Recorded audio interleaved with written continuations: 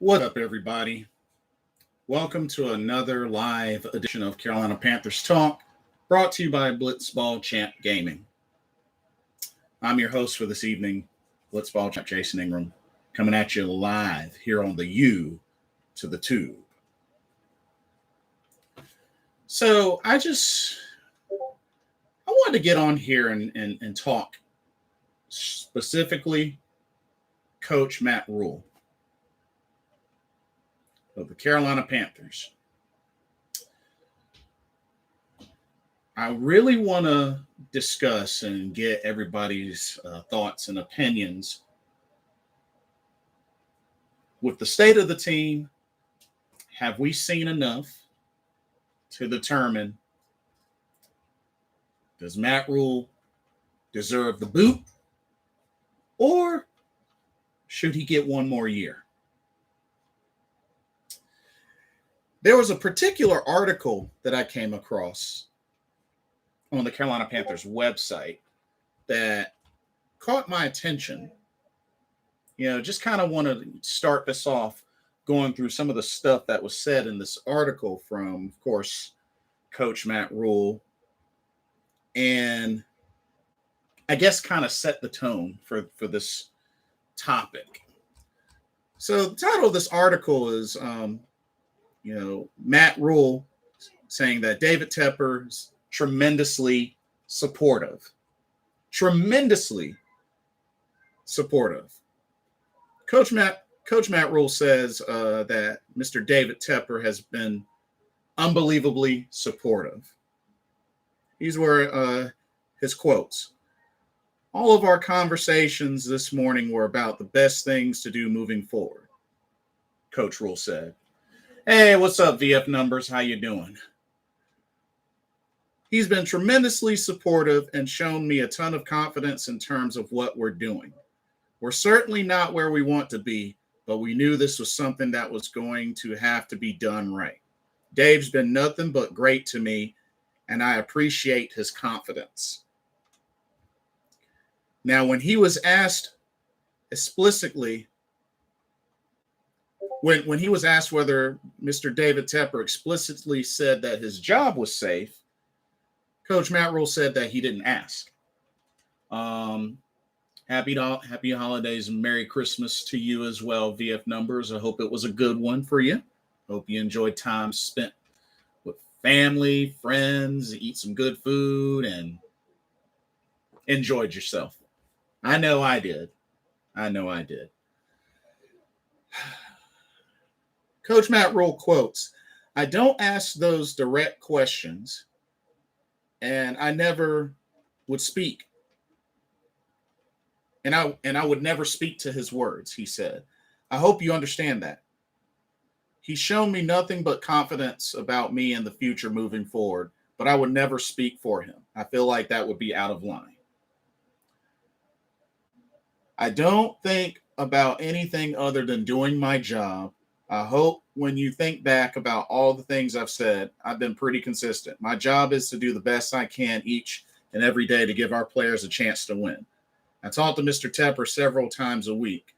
We talk after every game. We're always talking about the future and what's there. In terms of votes of confidence, my job, all those different things, those things are all out of my hands."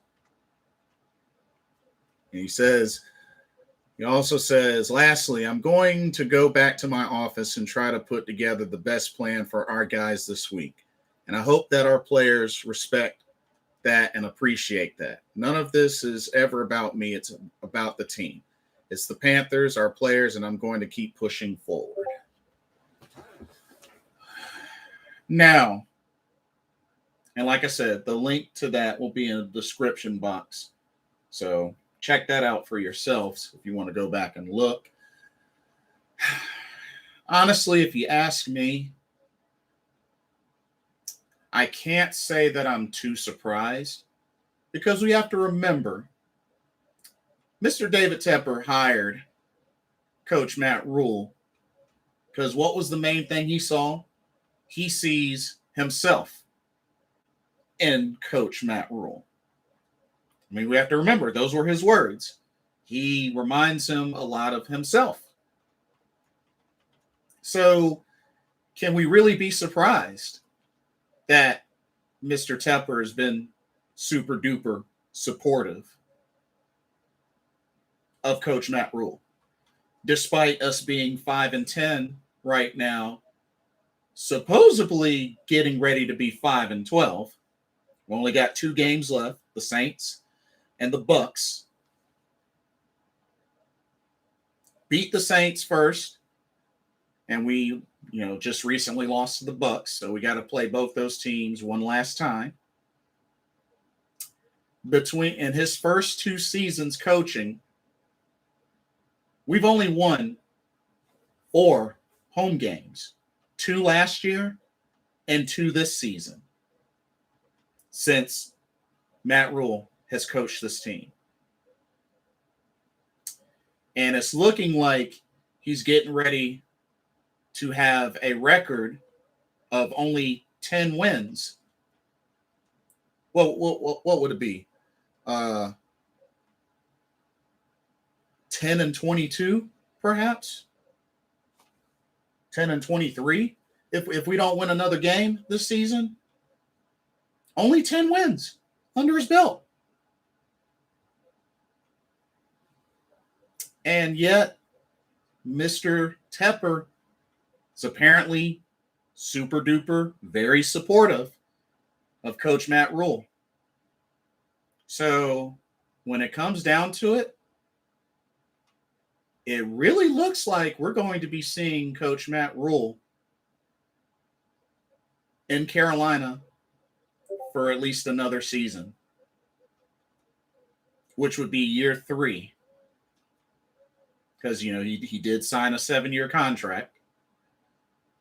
But despite potentially being only a 10-win coach, it looks like he's going to get another year.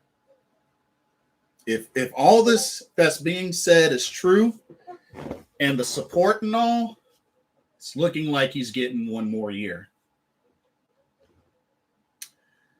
How do y'all feel about that? Panther fans, how do y'all feel about that?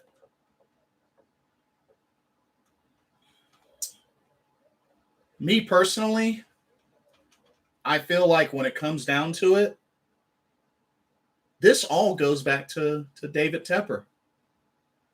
And I think there's a lot of pride in this as well, to the point where Mr. David Tepper, I don't think, wants to admit, I think I made the wrong decision. I mean, yes, there's a lot of talk, and history shows that in college, Matt Rhule was able to take, losing colleges and turn them around to some degree. Temple, Baylor. But at the end of the day, that's fine and dandy. But this ain't college. This is the pros. This is the NFL. It's not the same.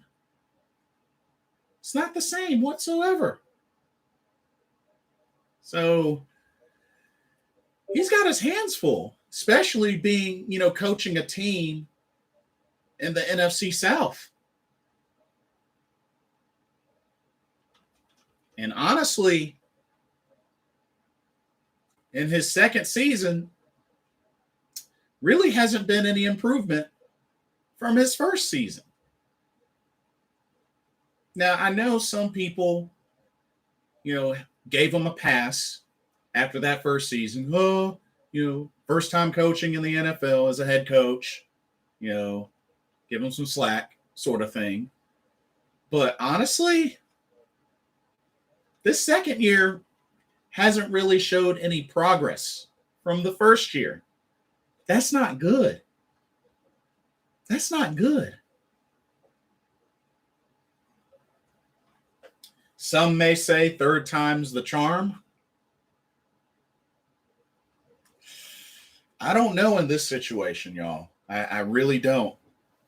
I'm not confident that third time is the charm with another year under Coach Matt Rhule. I don't see it.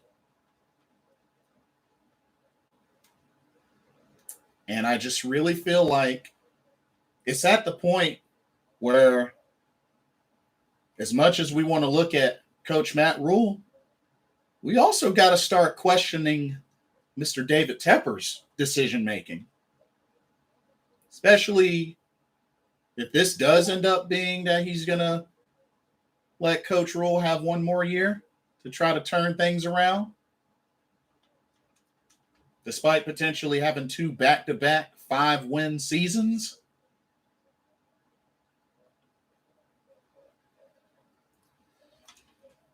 It makes me wonder, like, how's this going to affect the other decision making? Like, for the stuff that this franchise, that this organization needs to do. You know, I mean, we haven't even gotten to the offseason yet. And already just a lot of the stuff that we've seen this year has just really, it's added up in a bad way. I mean, from Sam Darnold to bringing back Cam to not really fixing the O-line, having so many changes in the starting lineup of the O-line, and just lack of execution. I mean, yeah, I know a lot of folks can say that, you know, we lost a lot of close games last year. And that's true. We lost a lot of close games last year. But honestly, we look at this year, much worse. Much worse. I feel like looking at this year, we've only had about three or four close games. I mean, actually, about three close games. The Philly game, the Minnesota game, and the Washington game. I mean, there's the Atlanta game too. I guess we could count that. Hey, what's up, Nathan John?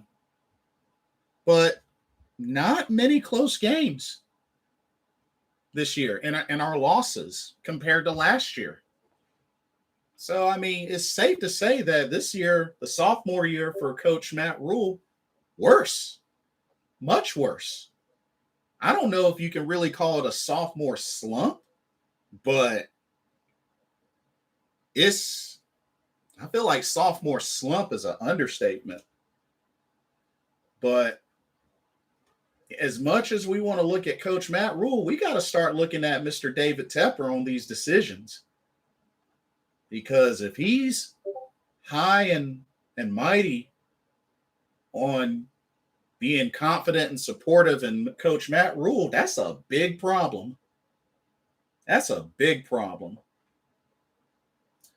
Nathan John says, you see how a proper coach does it. Miami started the year 1-7, and the team is now 8-7 and in the playoffs. Rhule can't stop the train once it comes off the rails. Yeah, 7-game losing streak, then turned it around into a 7-game win streak, and they trounced the Saints tonight. Got 8 sacks on the Saints. That was crazy. 8 sacks. Continues to get worse and worse. That's the sign of a crap coach. Facts. I mean, but yet, if this article is accurate on the Panthers website, it's really leaning towards Mr. David Tepper giving Coach Rhule one more year, one more season to get it right. Especially if they're like this. If they're tight, always in communication after every game and just back and forth, and they're tight, I have no doubt he's going to give them another year. He's going to give them another year. And it's sad because we're potentially going to have a 10-win coach going into his third year. 10 wins. 10 wins and only 4 home game wins between both seasons. Only 4. 2 this season, 2 last season. That's not good. Nathan John says, I'm going to take a year off if Rhule is back. Waste of time. Then we need to start another rebuild over when a new coach comes in. So extend that playoff drought by another 3 years at least, probably. Yeah, it's looking that way. I mean, but it's like I said at the beginning of this video. You got to think back to when David Tepper hired Coach Rhule. He said that he reminds him of himself. He reminds him of himself. He sees his own self in Coach Matt Rhule. And I don't know what the heck the positives are, but they're not translating into the NFL. I mean, yeah, what he did for Temple, what he did for Baylor, I mean, that's nice. But that was college. It's time to grow up. You're in the pros now. It's time to grow up. It's time to get better at adjusting on the fly. Yep, I needed to see improvement this year. We have more talent than last year and gone backwards. Not good enough. Yeah, we've gone completely backwards. Completely backwards. And it just sucks to see how folks have suffered from it. I mean, Sam Darnold, who we thought was coming into a better position, leaving the Jets, and maybe he would get some sort of success. And there was a trace of it in those first 3 games. But then starting at that Dallas game, it just went.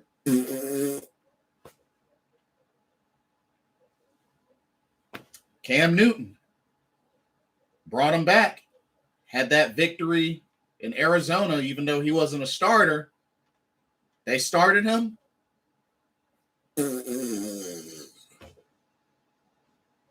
Just so many of our guys have suffered. You know, Robbie Anderson having rage moments. You know, I mean, can we really, are there really that many positives? The only positive I can really see is, DJ Moore got 1,000 yards receiving. That's really the only positive I can think of. Brian Burns is in the Pro Bowl. I guess that's cool. Nathan John says, that's the problem. Tepper might be good on the stock exchange and investing, but it has nothing to do with the NFL. Let football people make football decisions. That's what you pay them for. Facts.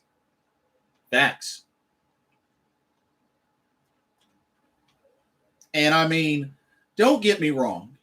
I understand how it feels to be hopeful that somebody gets it right. I get it. I totally get it. You want to root for somebody. You hope they get it right. You don't want to see them struggle, and you hope they get it right. But how much longer is it going to take them not getting it right before some decisions are made? That's something that Mr. David Tepper has got to look at and think about. We're already going to have, I feel like a lot of spotlight is going to be on the Carolina Panthers offseason. I think there's going to be a lot of spotlight on them. Cam Newton may have played not only his last game in a Carolina Panthers uniform, but perhaps his last game of his career.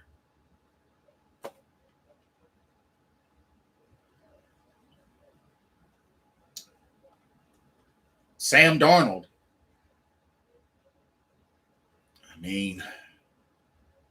Good effort, I guess, but maybe he's really just that bad. Maybe he's just that bad. Our offensive line. Is that really going to get solved in the offseason? Like a lot of these decisions, it just makes me wonder about because I mean, if we're going to end up rolling with Matt Rhule for another year, that has me concerned, y'all. That has me very concerned.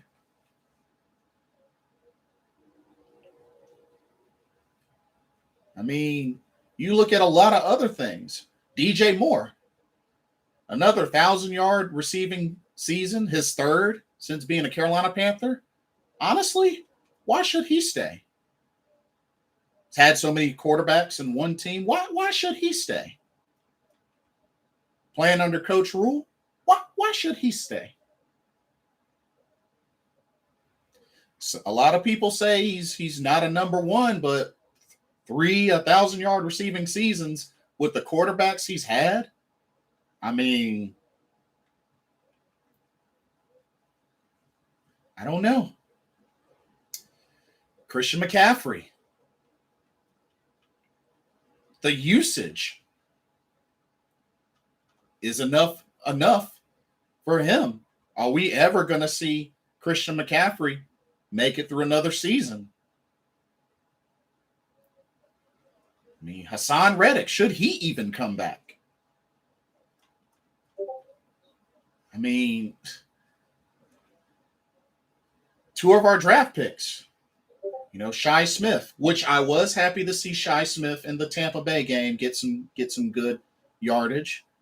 But we've barely seen Shi Smith. We've barely seen our number 2 draft pick, Terrace Marshall Jr., do anything. But yet, that's our 2nd round draft pick. Nathan John says, yep, how much dead cap we already waste. More piling up next year. Who knows? Because of Rhule's crap decisions. Reddick is out of here. I think DJ will stay only because we will pay him well. Yeah, it honestly wouldn't surprise me if Reddick didn't want to come back. I mean, I'm sure we may try to keep him. We should try to keep him, but And DJ, I could just imagine he could do so much better elsewhere. Because at the same time, DJ Moore has the yardage and he can, make the big catches and the yard and the yak. But DJ Moore's touchdown numbers are very low. We can't get him in the end zone enough. We can't get him in the end zone enough. That's the sad thing. Dude is a beast. We can't even get him in the end zone consistently. In his 4 years, only 14 total touchdowns. 2018, 2 touchdowns. 2019, 4 touchdowns. 2020, 4 touchdowns. And currently, 4 touchdowns. But yet, 3 back-to-back 1,000-yard receiving seasons, that's not too good. Like, I feel like he could be doing so much better elsewhere. Those numbers just seem kind of rocky. We can't afford Hassan after this year with Burns coming up out of contract. Isn't this technically Burns' 2nd or 3rd year? Or is he coming up on the 4th year? Brian Burns. Let me see. Is he actually coming up on the 4th year? Oh yeah, you're right. Next year will be the 4th year. Oh wow. Dang, that was fast. Wow. Reddick will be paid like a number 1 defensive end, outside linebacker somewhere. We won't be able to afford him and Burns. That's very possible as well. Hey, what's up, Mamba? Good to see you. I think Reddick stays. It seems he really likes it here. I'd be surprised. Nathan John says, yeah, our red zone offense sucks so much. We don't use motion or window dressing enough, so straightforward and easy to defend. I was trying to look up to see how our red zone success is this year compared to last year, but it might be kind of even. I mean, I know Cam and Sam Darnold have gotten a couple of rushing touchdowns in the red zone, but I don't think, I mean, I want to say our red zone offense was a tiny bit better this season, but it's not, it doesn't say much. It doesn't say much. But, oh man.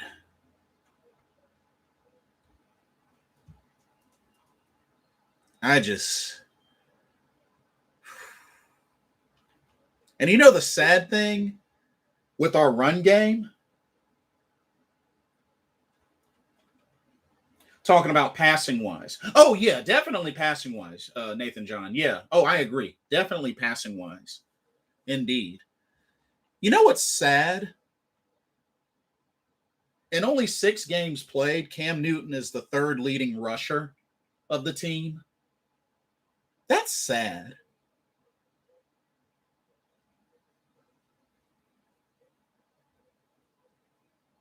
But, I mean, hey, still got Christian McCaffrey, and then Chuba Hubbard, the top 2, which Chuba has more. But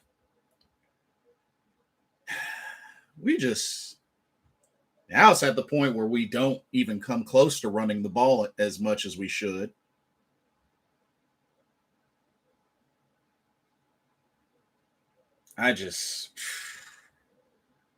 We don't run guys around pre-snap, put the defense off, make it easy for our abs to see coverage. Yeah, you're right.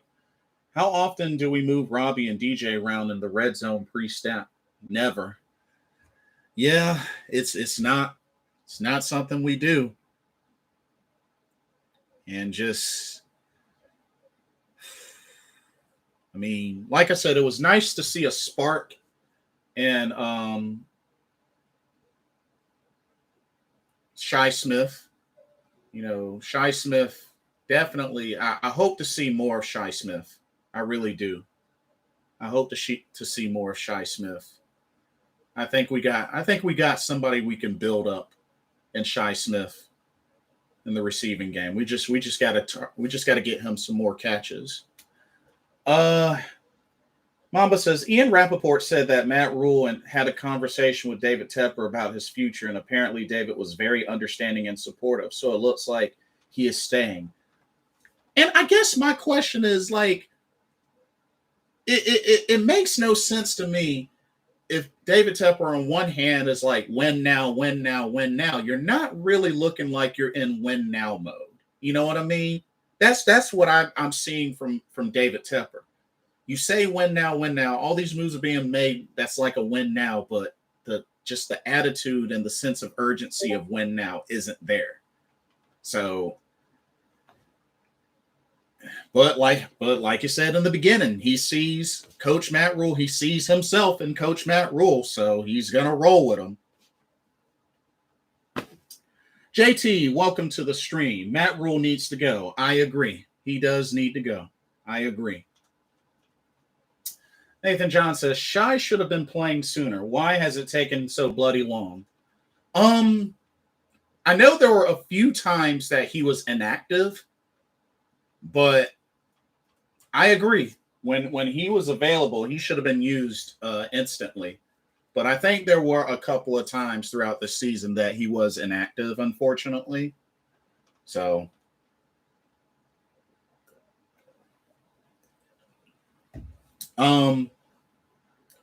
Mamba says, my guess is that Matt Rhule threw somebody under the bus again. I mean, lately it's been Cam and just, the offense and such. And I mean, he hasn't really taken responsibility, nor has David Tepper really taken responsibility. Nathan John says, should be giving Marshall, Trimble, and Shi a lot of targets this season is over. Has been for a while. Need to see what they can do. Facts. And I will give them credit. They did put Brady Christensen in at left tackle, and he did decent. Thankfully, a lot of the sacks weren't on him, but were on the other side in the interior. But I think we let Brady Christensen finish out the season at left tackle, see what kind of production we can get. And who knows? I'm not saying that he's the ultimate answer at left tackle, but he could be somebody that develops into a strong, reliable left tackle. We'll have to see. But I agree. Let Brady Christensen finish the year at left tackle. JT says, I give us 5 years. Oh, 5 years before we get it right? Ooh, I really hate for it to take that long, to be honest with you. But it looks like we've been set back to even more of a rebuild, I guess you could say. But honestly, I hope that Mr. Scott Fitterer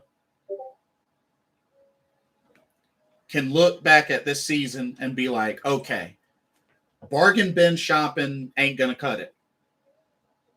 We need to zone in on the big needs, offensive line. We can't just settle for just bargain bin offensive line. That's not going to cut it. It's not going to cut it. We need an offensive coordinator that has that killer instinct that can utilize every player on the offense.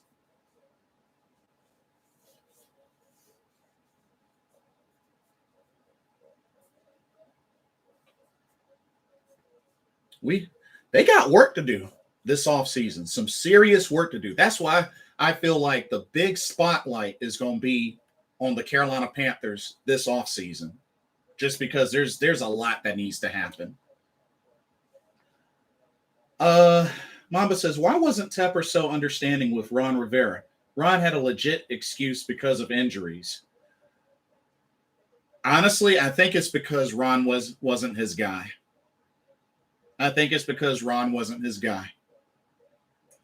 Mr. Gemini, what's up? Good to see you. The whole NFC South is about to be interesting. Brady and Matt Ryan is retiring soon.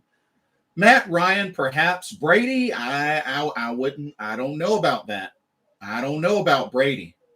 Brady, I think he wants to play until he's like 46 or 47. I don't think Brady's retiring anytime soon. I think maybe in 3 or so years. Brady, I don't think it's anytime soon. Matt Ryan, perhaps. But Brady, I don't see it. Nathan John says, if Tepper wants to throw money around, go offer Mike Tomlin, Sean Payton, or Jim Harbaugh. Massive deal. Need a proven commodity at the NFL to get this rebuild right. Oh, shoot. Jim Harbaugh. Oh, man, that would be excellent. That would be excellent. I'd love to get a Jim Harbaugh or Mike Tomlin. Sean Payton, I mean, with the whole bounty scandal, I'm kind of biased on Sean Payton. But Jim Harbaugh, Mike Tomlin, I'd be down. I'd totally be down. Brady said he think he can play until 50. Or it wouldn't surprise me, or close to it. Especially if he stays healthy. I mean, shoot. I mean, he's on his way to another playoffs. Won the division.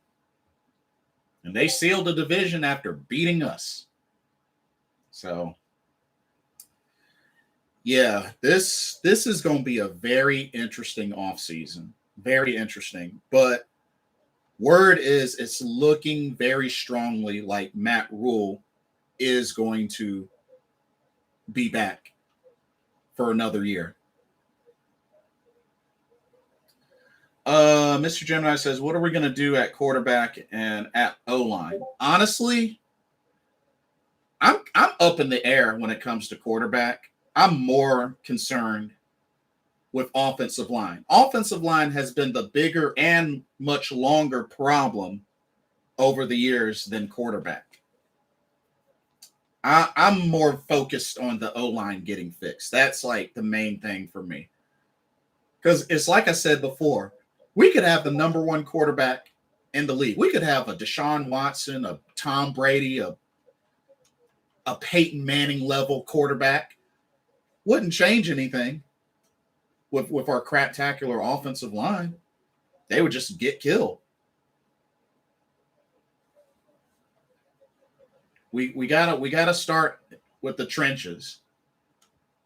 We need to bulk up that O-line. Look at Tampa Bay's O-line. They got 2 or 3 Pro Bowlers on their O-line. We need an O-line like that.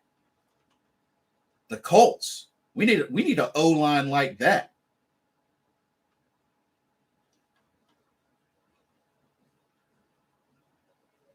We need a credible O-line. Something we have not had in a long time. Mamba says Deshaun is the only one that could put up big numbers behind this line.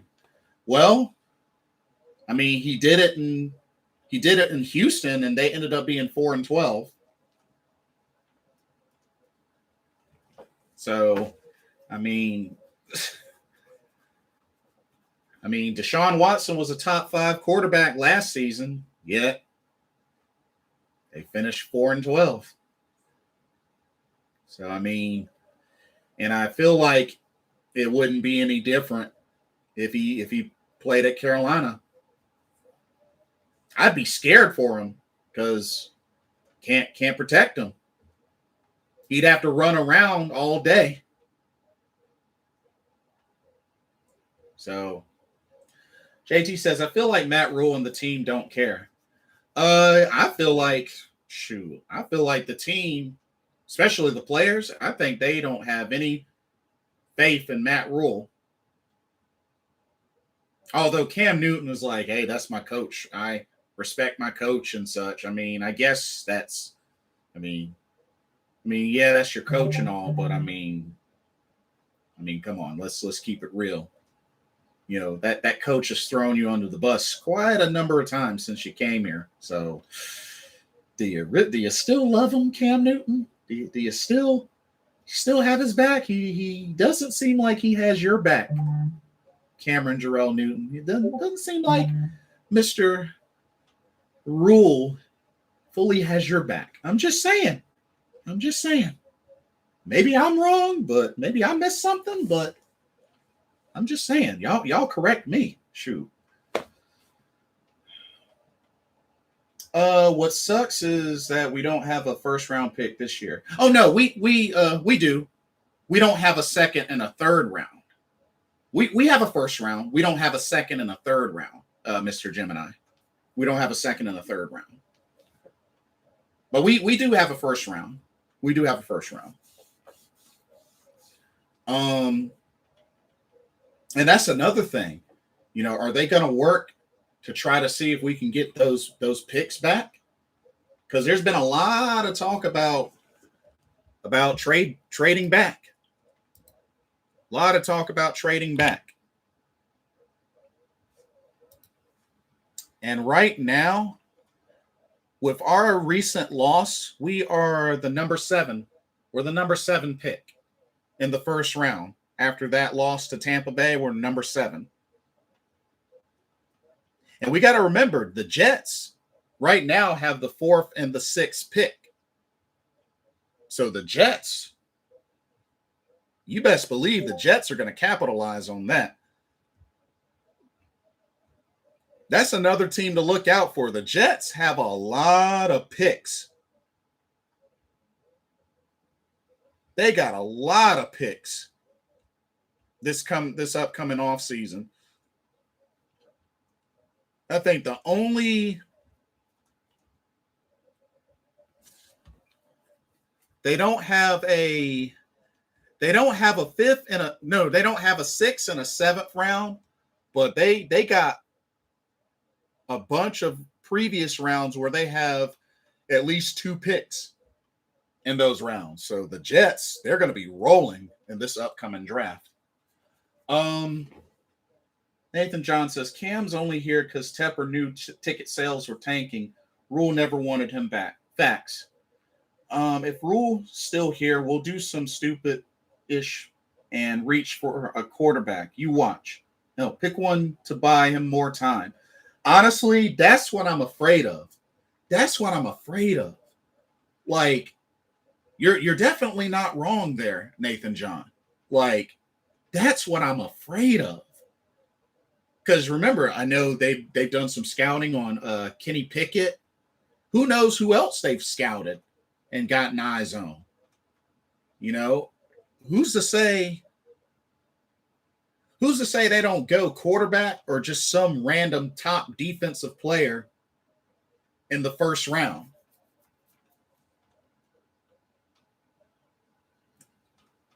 I mean, I just, whew.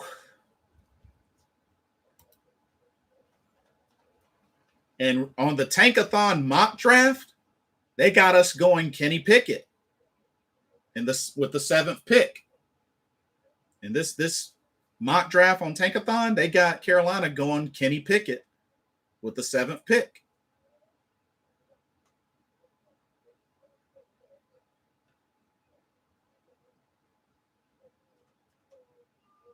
Because honestly, I'm really thinking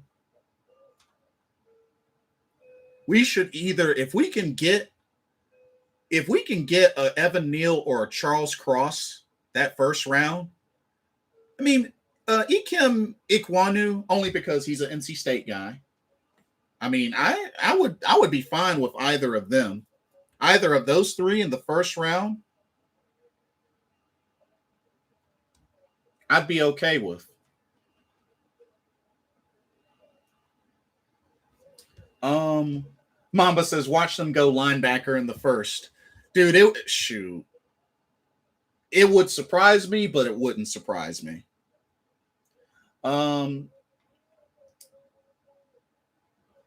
Gemini says, if we don't get an offensive lineman in the first round, I'm going to be mad. Oh, same. Nathan John says, yep, and the vicious cycle continues because we pick a quarterback and then he isn't protected by an O-line and he's ruined inside 2 years. We waste another 5 years.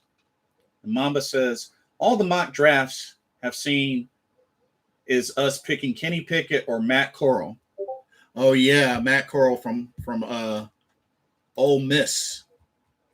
Yeah. Ugh.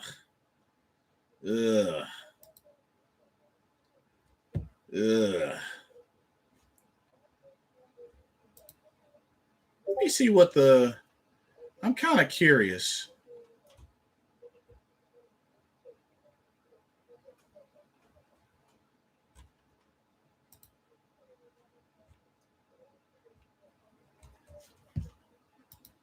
I wonder what what Todd McShay's mock draft is. So let me see what he had it. It was actually Todd McShay has us going Charles Cross. He might be the only one I've seen going Charles Cross.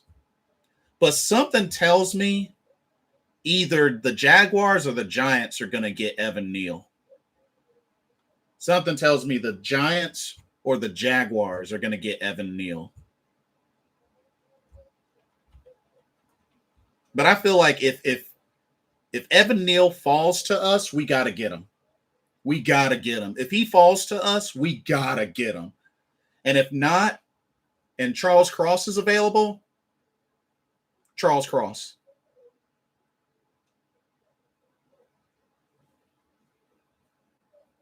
Not to mention he's ranked number 2 in pass blocking for the year. Ranked number 2 in pass blocking. Could you imagine if we had that? And we can build him up, evolve him, Charles Cross? Shoot. That would be sick. JT says, I want a Super Bowl win. Matt Rhule will not take us back to the Super Bowl. Facts. I mean, Yeah, I've been begging for a Super Bowl as well. Would like to see it happen before I leave this earth. And we've only had 2 appearances since the franchise was born. Um, Nathan John says, I'd rather Pickett out of those two. Oh, between Pickett and Coral. But no way we should take Pickett with a top 10 pick. Agreed. Mr. Gemini says the team is not competitive, and that is because of the coaching staff. So yeah, Rhule needs to go. Facts. Facts, facts, facts. But yeah, I'm really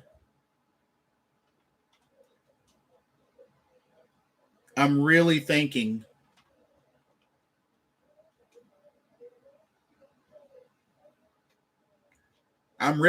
we got to go Evan Neal or Charles Cross in the first round.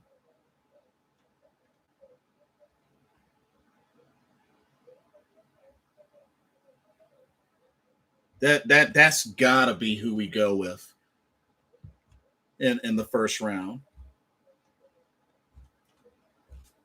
But watch us end up going somewhere like Kyle Hamilton at safety, or what's his face? That linebacker from Georgia.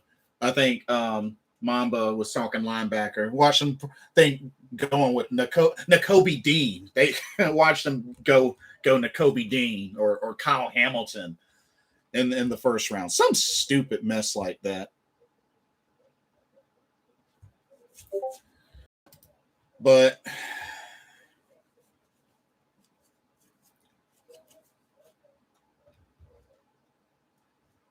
the crazy thing, now that I look at it, the funny thing is the Jaguars could potentially end up yet again with the number 1 pick in the first round. I mean, it's gonna be close between them and Detroit. 4th pick. Yeah, it's looking like either Detroit or Jack going to get that first round pick. That number 1 pick in the first round.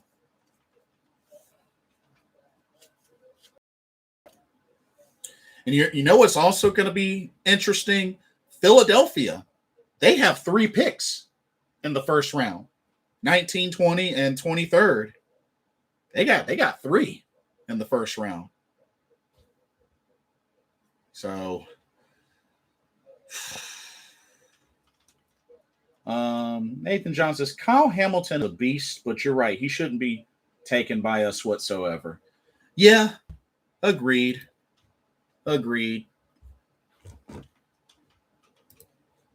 Something tells me though he probably will. He might get taken by the 5th or 6th. No, actually, he'll probably be gone before the 10th pick. He'll probably be gone before the 10th pick. I just hope not by us.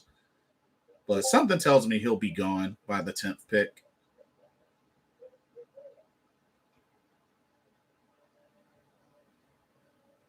But oh man, but right now we're at number 7 in the first round right now. So I mean, seeing these last 2 games, because like I said, these last 2 games, I'm not confident Carolina will win these last 2 games. I mean, I know the Saints struggled tonight against the Dolphins, but honestly, not to mention we got a lot of people hit with COVID, so that's got an outbreak there. Phil Hoskins, Marquise Haynes Sr., Brian Perns, Davion Nixon, Matt Paradis, Shaq Thompson. Well, I mean, Paradis is already on IR. But yeah, that's a lot of folks. So our lineup this Sunday, which they announced that they moved the Saints game to 4:25. So that won't be a 1 p.m. game. That'll be a 4:25 game. But yeah. Mr. Gemini says, watch them take Sam Howell. Oh, jeez. Sam Howell from from UNC Chapel Hill. Honestly, I don't see Sam Howell going that high. I mean, I don't see him going that high.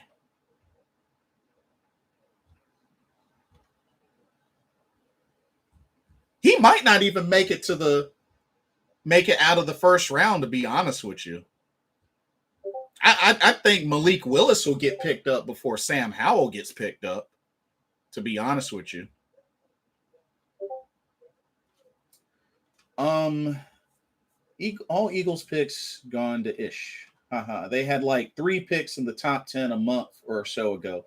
Colts and Dolphins both gone on big winning streaks. Facts. Vietnam 26, welcome. Good to see you. If they take Sam Howell, I will not buy anything Panthers related.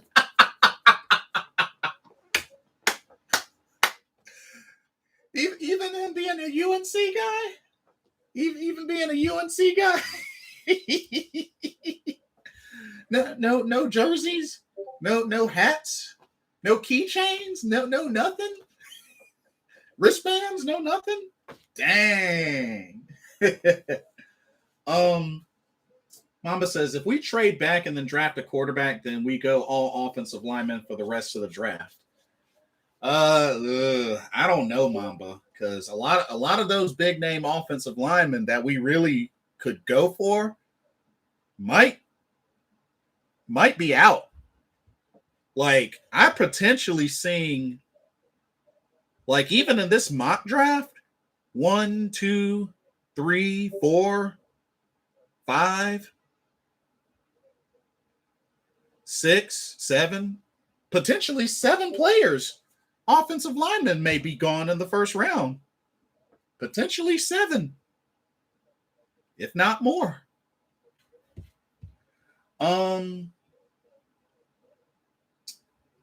JT says we're not winning the last 2 games. It's looking that way. I mean, we have to think.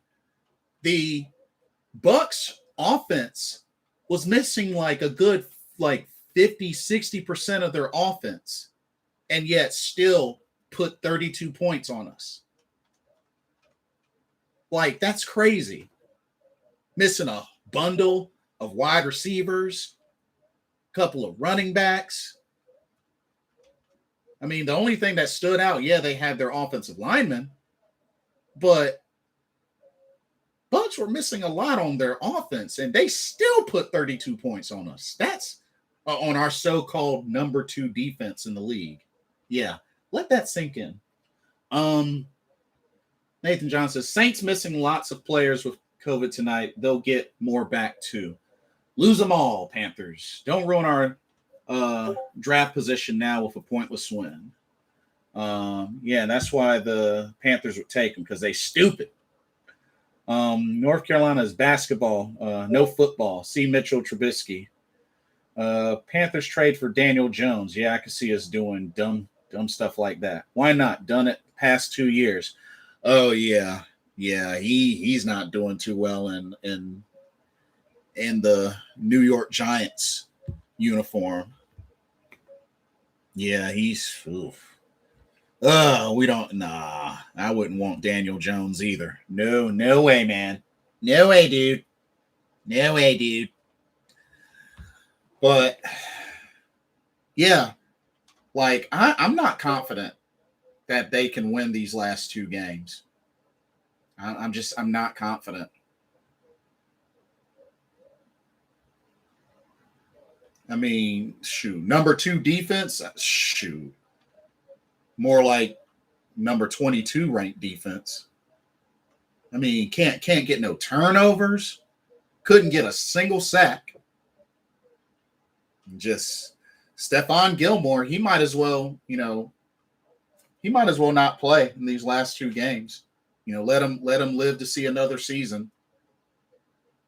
He might as well not play these last 2 games. See if he can get Stanley Thomas Oliver up in there. If he's cleared, give him some action. Dang, there's no telling how our roster is going to look. Oh man, I mean, shoot. I hear Matt Barkley's activated, so let him play.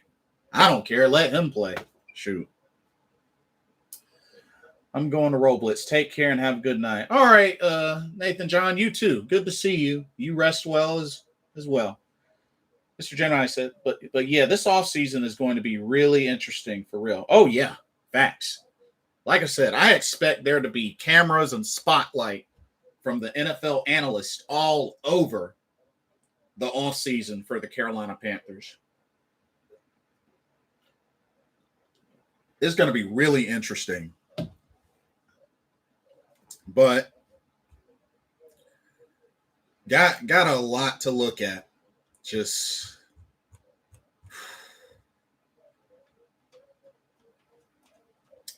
so many on the reserve. Look at the reserve COVID list now.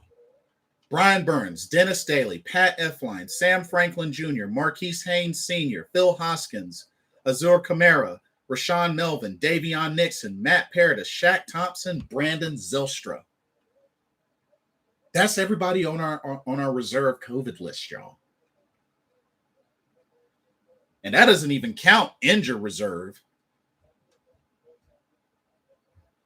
Injured reserve. AJ Bouye, Thomas Fletcher, Zane Gonzalez, J.C. Horn, Dante Jackson, Christian McCaffrey, Troy Pride Jr. Whew. Mr. Gemini says, I want a whole new roster except for the players that's played good this season. Coaches, everything.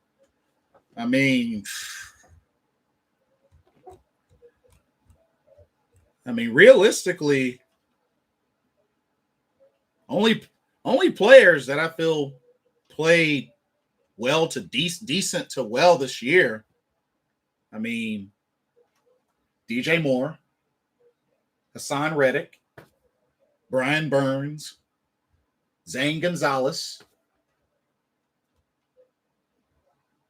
Frankie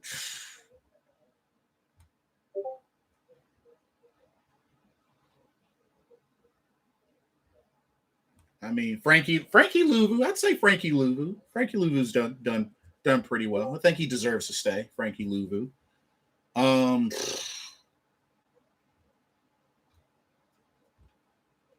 But not a whole lot of players. There's a reason why we only have one Pro Bowler this season. There's a reason. It's a bummer that DJ Moore didn't get in, but DJ Moore only has 4 touchdowns. He has 4 touchdowns. So, and Jeremy Chin did get 100 tackles this season. So, hey, that's cool. Mr. Gemini says, how are they in COVID protocols, though, if they are vaccinated? Oh, you can still get it. Let's keep in mind, you can still catch it. You can definitely still catch it. Shoot, my dad's had it, and he's vaccinated, so it's very possible. Thankfully, praise God, he recovered and he's doing good. But yeah, you can still get it. You can definitely still get it, unfortunately. Especially, with variants popping up here and there. Shoot. Honestly, I think we would have to get through a whole year with very, very little to no cases in order for this to be somewhat over. But it ain't gonna be over anytime soon. Unfortunately, that's how it is. It sucks, but yeah. But oh man, this upcoming game is going. Whew, it's going to be interesting. Mr. Gemini says, I'm iffy on DJ Moore. I'm half and half on him. Like I said, he puts up great numbers. He just doesn't have the touchdowns. He doesn't have the touchdowns. I mean, that's really the only thing I feel that kind of sticks out with DJ Moore. Just not many touchdowns in his career. Great receiver. I mean, I feel that, he has been the number one on the team, but he only has 14 touchdowns? Yeah, he only has 14 touchdowns. 14 receiving touchdowns in his Carolina career. So it's kind of low. It's a little low. The Happy Gamer, what's up? My guy is going to get fired. And what's up, Blitzball? What's up, the Happy Gamer? I don't know, dude. Mr. David Tepper is very supportive of him. And with the way this recent article on the Panthers website, it's seriously pointing towards David Tepper giving Matt Rhule another year. He's very supportive. You got to remember, when he interviewed him and he hired him, he said that in Coach Rhule, he sees a lot of himself in Coach Rhule. So as much as we may want him out, which I think he should get the boot, it's looking like David Tepper's going to give him another year. So just be ready for it. I know a lot of us are looking forward to seeing breaking news, but I don't know, y'all. David Tepper, him and Matt Rhule are like this. They're tight. They're tight. I think he's going to end up getting another year.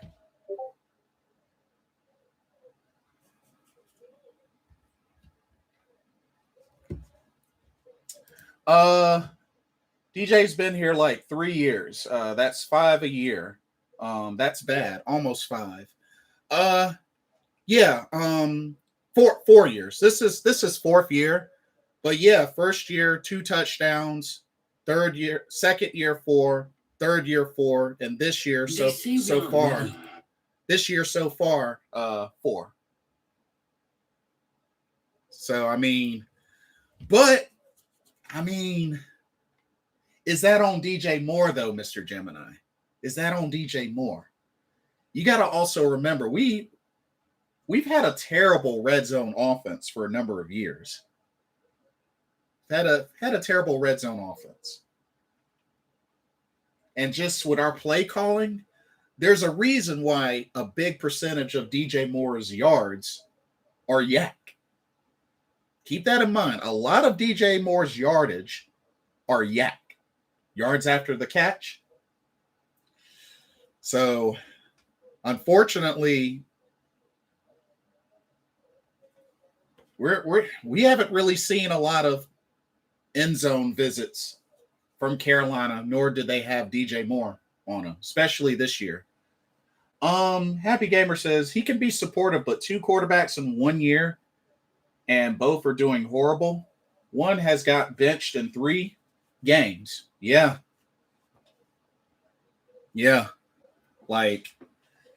But yep, he supports the whole 2 quarterback system that we ran this past game, apparently. I don't get it. I really don't get it.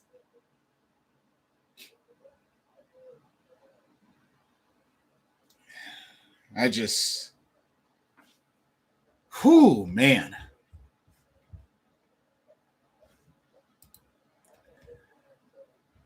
Yeah, it's tough.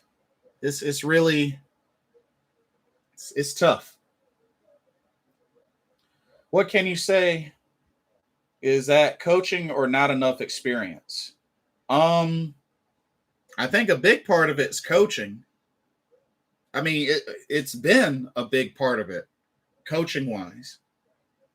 Play calling has been negatively affected. I mean, come on. Fourth and 1, and you call a bubble screen? Come on now. You got Cam Newton, 4th and 1, and you call a bubble screen? Come on now. Come on now. I mean, Cam got the experience, but he threw like 7 interceptions in the last 3 games.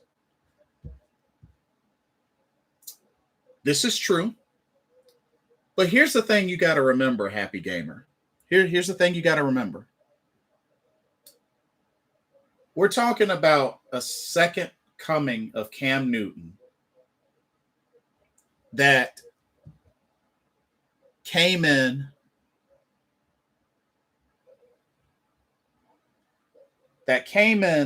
week 10. Week 10, already halfway through the season, week 10, hadn't played a single snap until week 10. And he's had to try to pick up the system here in Carolina, which has not been the same when he last was here. I get he's thrown some picks, but we got to remember he's had to try to learn this system so quickly coming into the 10th game of the season. And not only that, we have to also remember this team was struggling badly before Cam even came back. I mean, we were 4-5 before Cam came back. Now, like I said, what did bringing Cam back do? Yeah, it put more butts in seats. I can agree with that. It put more butts in seats. It brought the energy back. You know, the energy was there from that Arizona game. I'll give him that.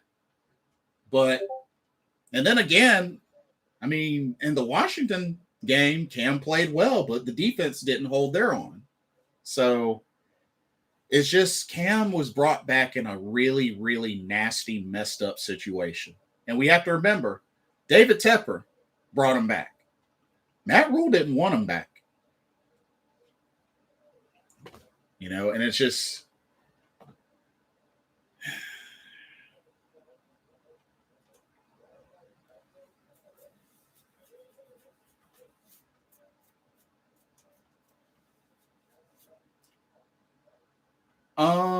the Panthers' identity was always a ground and pound team and then set up the pass, and you can't do that without an O-line. He shouldn't have come back to Carolina. Cam just isn't a scheme fit anymore. I mean, for what they were trying to call and not letting Cam be Cam, I would agree. They were 3-0, and at the start of the season, and Sam Darnold started to get banged up. Sam Darnold also started making bad decisions as well. He also started making bad decisions. Let's not forget that. The real Sam Darnold showed up. And then we have to also keep in mind, we have to look at those 3 games. The Jets, the Saints, and the Texans. And where are they at right now? The only real credible wins that we got this season so far, the only real credible wins are against Atlanta, in Atlanta, because that was something we struggled with for so long, and the win against Arizona, in Arizona. Those are really the only 2 credible wins.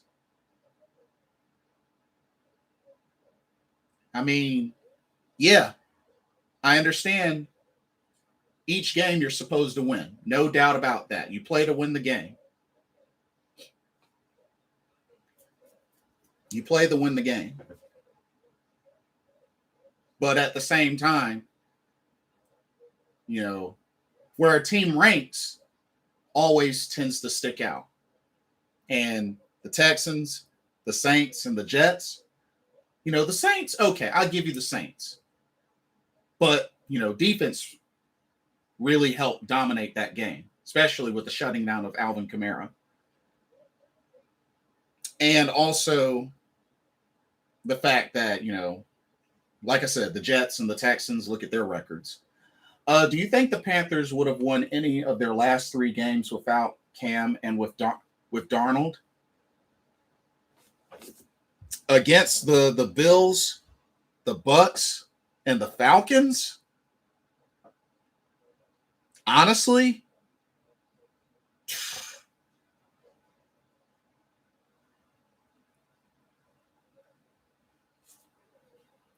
the Falcons maybe. The Falcons maybe.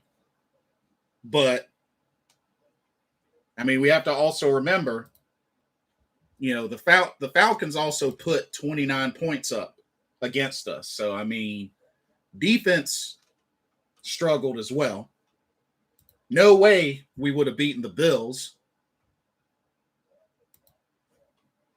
I mean, Bills still put 31 points up on us. And the Bucks, like I said, even with Sam Darnold coming in and doing a little something, Sam didn't get us in the end zone. No more than Cam did. Yeah, Cam threw the pick, but Sam Darnold didn't get us in the end zone. Even when we had one last chance to, he didn't get us in the end zone. Almost threw a pick himself. And it's like I said, at the end of the day, Sam Darnold struggled. Cam Newton struggled. PJ Walker. Like I said, a lot of people want to say, oh, PJ Walker's 2-0 in his starts. PJ Walker has 2 touchdowns and 8 interceptions. 1 touchdown was in the Detroit win last season, and 1 touchdown was this season in a game that we didn't even win.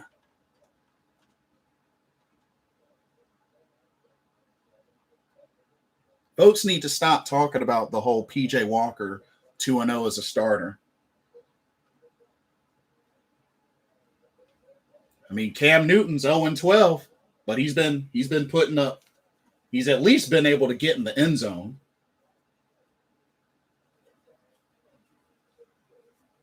And since Sam returned, he didn't even get us in the end zone. I'm just saying.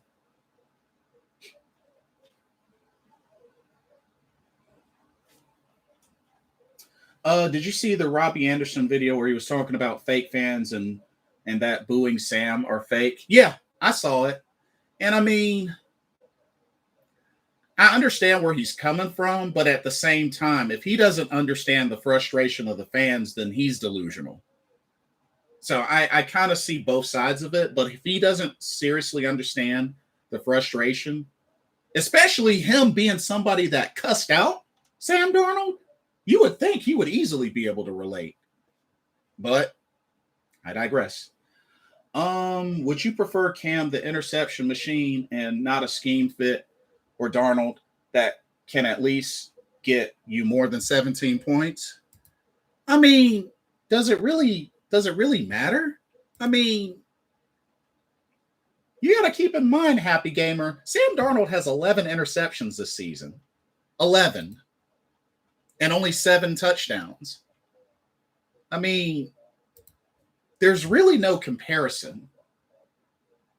Because right now, Cam and Sam and PJ, I mean, they might as well be even. Because, like I said, even before Cam even got here, we were struggling. And Sam wasn't making good decisions. 11 interceptions. I know he didn't throw one in this game, but he has 11 interceptions. I mean, Sam, yeah, he made a couple of plays. He got sacked a bunch. Cam got sacked a bunch. It's just like in the game where it was Cam and PJ. Cam was struggling. He got benched. They put in PJ. He didn't do any better. PJ didn't do any better. Got sacked twice and then threw a pick. I mean, when it comes down to it, what's the real issue? It's the O-line. The O-line is a big factor in why these quarterbacks, see how I said quarterbacks, plural, and these quarterbacks struggling, especially when they're running from their life. You also got to remember in Cam's first step stint before he left, the dude got sacked 291 times in Carolina, not including the sacks this season.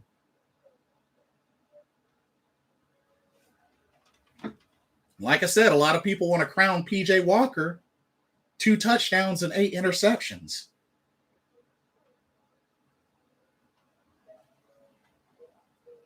Sam Darnold, 7 touchdowns, 11 interceptions. I mean, honestly, throwing Matt Barkley these next 2 games, we're not going to see any better. We're not. We're not going to see any better.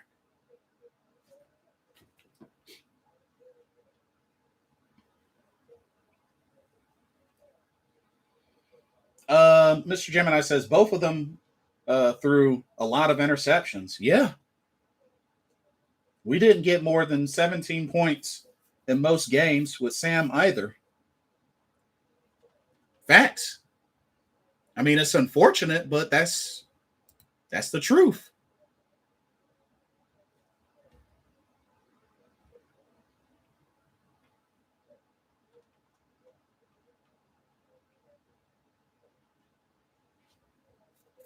Matt Rhule will get fired. Byron Leftwich, Doug Peterson, Urban Meyer might be the new coach. Byron Leftwich, I'd be okay with. Doug Peterson, I'm kind of iffy. Urban Meyer, heck no. Mm-mm. Urban Meyer, no. No. Mm-mm. No. Do not want Urban Meyer. No way. Byron Leftwich, sure. Doug Peterson, I'm kind of half and half. Urban Meyer, no way. Mm-mm. No way. Nah. He can go back to college. Urban Meyer can go back to college. Mm-mm. I don't want him. No way. No way, dude. But I mean, we'll see what happens. But it definitely looks like we may have seen the last of Cam Newton. And some may say possible retirement. I hope that's not the case, but it looks like we may have seen the last game of Cam Newton in a Carolina Panthers uniform. So, Urban Meyer is a jerk. Yeah. Facts. Mr. Gemini said we still have to get a new offensive coordinator too. Facts. Because I don't see us rolling with Jeff Nixon. I know that's Matt Rhule's high school buddy, college buddy, but no, we definitely got to go with a different offensive coordinator. We got to go with somebody that's aggressive with the play calling and knows how to utilize the skills and talents of this team and knows the right kind of plays to call in those 3rd and shorts and 3rd and longs. And, that knows how to utilize our talent. For real. So, oh, man. I also want to look at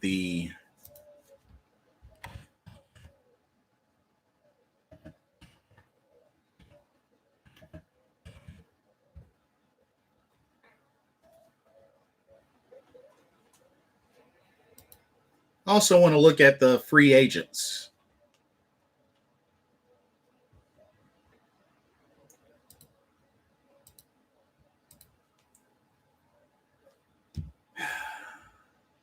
So, free agents. Oh, something up with my mic? Hold on.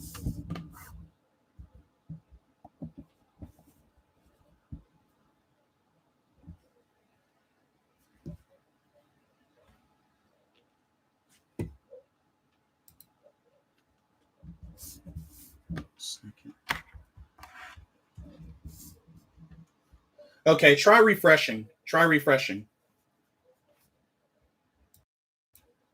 Yeah, try refreshing. Cam is not going to retire. He's one of those players that thinks he has so much left in the tank, but doesn't. I mean,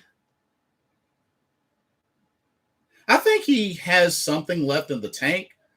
Like I said, he came into a team week 10 on a team with a crap offensive line and crap coaching.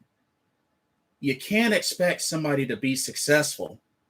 Cam was brought into a bad situation. Now, some say maybe give him a full offseason, and maybe that's what they do, but I think it's a little unfair to be super heavy on Cam. Like I said, I know he's struggled. He's definitely clearly struggled. But you're bringing somebody in week 10, hasn't played on any team leading up to week 10, and expect him to just click with the system behind a busted O-line. I don't think that's fair for anybody to be able to do. You know what I mean? Like, that's difficult for any player. I don't care if they're the top ranked quarterback or the lowest ranked quarterback. That's not easy for anybody to do. You know, I'm just saying. And quarterback, that's one of the big, most important jobs.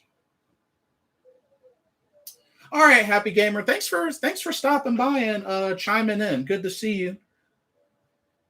See you soon. So before I end this video, I want to throw in the free agents coming up at the end of the season. Free agents. Think about who y'all think we should try to keep. Stephon Gilmore, Matt Paradis, Cam Newton, Hassan Reddick, Daquan Jones, Justin Burris, Trent Scott, J.J. Jansen, Dante Jackson, John Miller, Frankie Louvu, Julian Stanford, Rashawn Melvin, Matt Barkley, Alex Erickson, Brandon Zylstra, Sean Chandler, Ian Thomas, PJ Walker, Marquise Haynes, Jermaine Carter Jr., Giovanni Ricci, and Mike Panasweek. Those are our free agents going into the end of the season.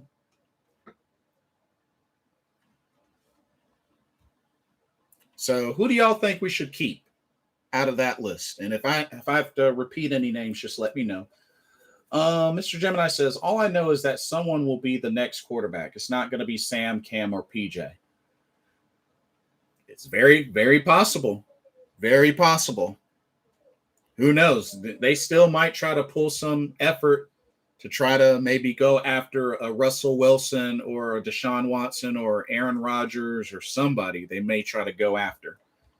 I know some may have said Mitchell Trubisky or Jimmy Garoppolo, but me personally, nah, I wouldn't want either of those two.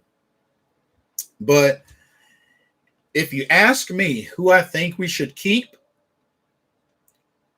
I would love for us to keep Stephon Gilmore. If possible, keep Stephon Gilmore, Hassan Reddick, Frankie Louvu,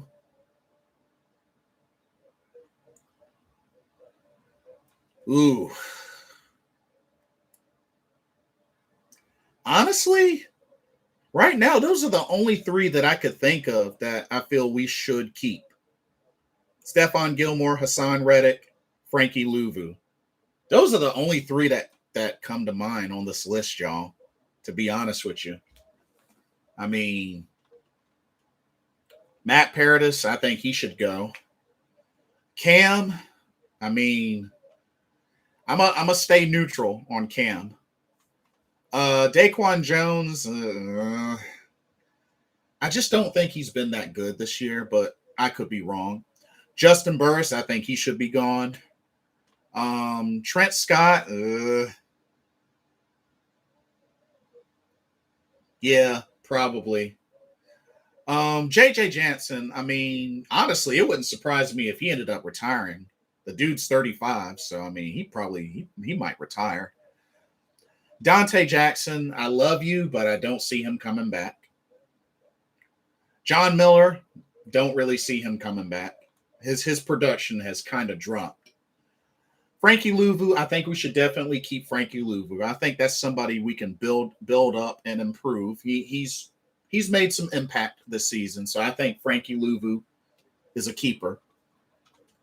Julian Stanford, don't really see much of him, so Rashawn Melvin, I don't know about that. I feel like in keeping, we'll still have CJ Henderson, who we can build up and evolve. We'll still have, a returning JC Horn. And, we do have AJ Bouye for another year because we signed him for 2 years. So at least we have AJ Bouye. So, I don't think we'll need Rashawn Melvin. He can probably be replaced. Him and Dante can definitely be replaced. We still got Keith Taylor. He's shown some spark this year. And like I said, we'll be getting JC Horn back. And, he made an immediate impact. So, we know we still got JC Horn, Keith Taylor, AJ Bouye, CJ Henderson. So, we got some guys we can evolve in that secondary. But I really think keeping Stephon Gilmore, I think really will add a big veteran presence to that cornerback group. And I think they can build on that. I really do. AJ Bouye, CJ Henderson, Keith Taylor, JC Horn, Stephon Gilmore. I think we could work with that. So I think bringing back Stephon Gilmore, which it sounds like he wants to stay, being that, he's from South Carolina. Do you think JC Horn is going to be the same with that foot injury?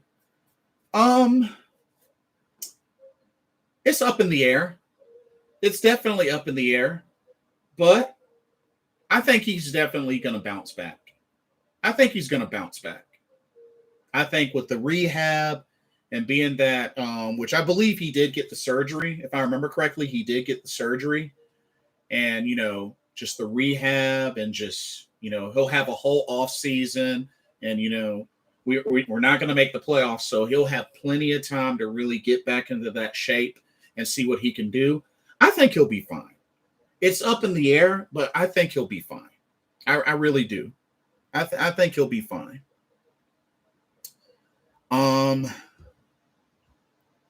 Let's see. Matt Barkley, I don't see us keeping him.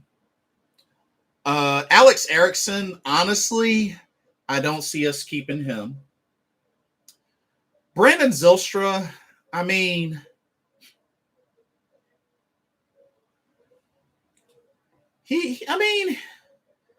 Zylstra, I'm kind of at a crossroads with Zylstra. The dude has great hands. I will say that. Zylstra has good hands, and he's been useful in special teams. I could see them possibly bringing back Zylstra on a 1 or 2 year extension. Maybe a small contract, maybe a 1 year, maybe give him another year. Because Zylstra, I could definitely see, Robbie Anderson. When you think about it, Robbie Anderson, DJ Moore, Shi Smith, Zylstra, and I guess Terrace Marshall, if they decide to get back to using him. I think that could do a little something. Because like I said, Zylstra has shown that he can make some good catches, and he's good in special teams. So could probably evolve Brandon Zylstra more in the receiving game. I don't see why not. So they may keep him. They might bring him back. Sean Chandler, probably not. Even though the dude is young. But probably not. Ian Thomas, I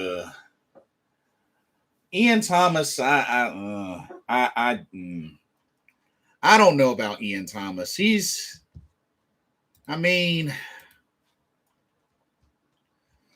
I don't know, y'all. Ian Thomas is in his 4th year.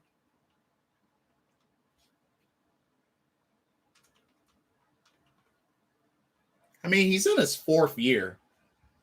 So I mean, I don't know. Ian Thomas has had quite a number of opportunities. He's in his 4th year, so I don't know.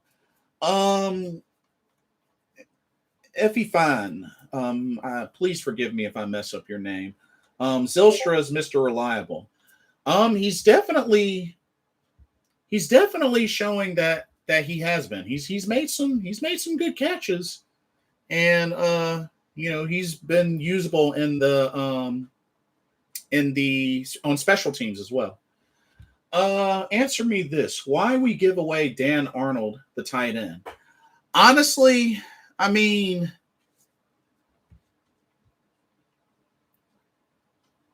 we did get C.J. Henderson in return, so I mean, and I know that's something that a lot of people had wondered about. Why did we give up on Dan Arnold? I mean, it's a fair question. It's definitely a fair question. It's a fair question. Oh, Efon. Gotcha.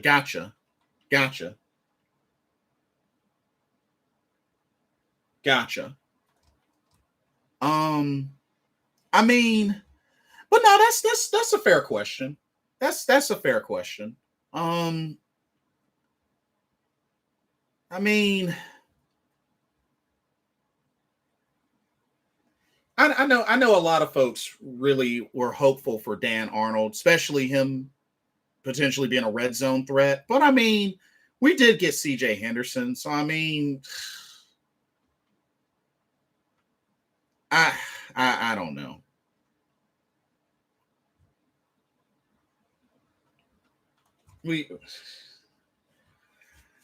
C.J. Henderson, he's one that I believe we can evolve. I think we could, having him around like a Stephon Gilmore and AJ Bouye. I think C.J. Henderson, who showed some promise his first year, I think he just needs to get some good coaching, some good upbringing. He's gone through a lot. If we can just get him some good coaching and upbringing and really improve him, I think C.J. Henderson can be something. I really do. Should we draft a tight end? Honestly, no. I mean, we did get Tommy Tremble, who's shown some promise. And I mean, Ian Thomas, like I said, Ian Thomas is still young. So, I mean, I don't see us drafting a tight end, to be honest with you. I mean, if we do, maybe late, but tight end is not really up there on the priority list. David Screws, what's up? Good to see you. Matt Rhule should be fired. That comment about Jay-Z was a joke and saying it's working and we can't see it. That's ridiculous. This coach needs to be fired ASAP. CJ Henderson is decent, just haven't shown any promise yet. Yeah, it's been tough for him. It's really been tough for him. Sad part is I was wanting Matt Rhule. I mean, here's the thing, David. Him and Mr. David Tepper are like this. They're tight right now. They are really, really tight.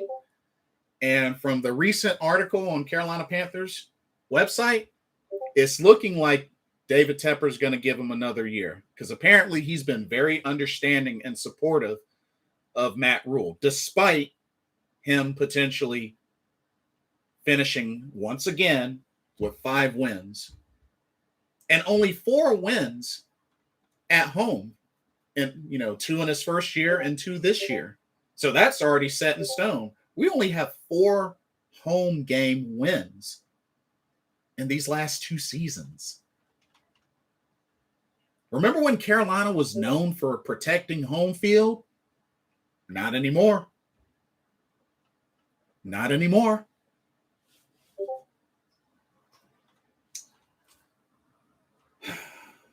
Seven Flames for a 7-year contract. Yeah. I mean, shoot.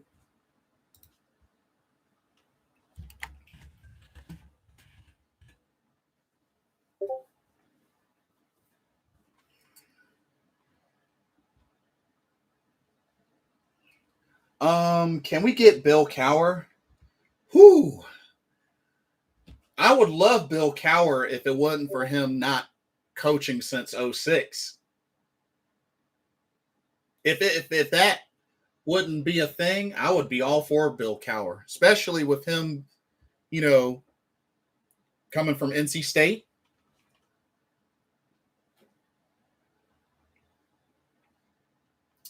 Eric Bieniemy, please. Dude, I've been vouching like crazy at the beginning of the off season that we should interview the crap out of Eric Bieniemy. Because me personally, I wanted either Eric Bieniemy or Kevin Stefanski. Those were my top 2 picks. Were Bieniemy and Stefanski. Those were my top 2 picks. I think we jumped on Matt Rhule way too quick. But as David Tepper said, he looked at Matt Rhule and he saw a lot of himself in Matt Rhule. So that pretty much made his decision easy. So, yeah. And to be honest, this offseason, especially if Kansas City does great, it's going to be even more difficult to land Eric Bieniemy because Eric Bieniemy, he's going to be a top priority for a number of teams. I mean, the Jaguars, the Bears potentially, us. I mean, there's going to be a lot of teams, in line to try to get a coach, I would think. Shoot.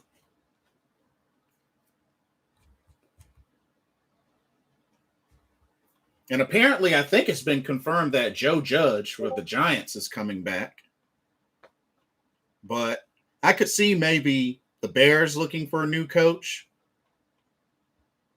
The Jaguars Jaguars are definitely looking for a new coach.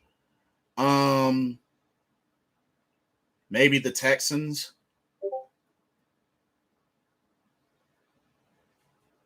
I think some sources are saying maybe the Broncos might be getting a new coach, perhaps, but I don't know. But I think he's going to be tough to land. Coordinator from the Patriots maybe would work for head coach. Josh McDaniels? As a head coach, I don't know about that. Josh McDaniels, as a head coach, I don't know about that. He's 11-17 as a head coach. Nah.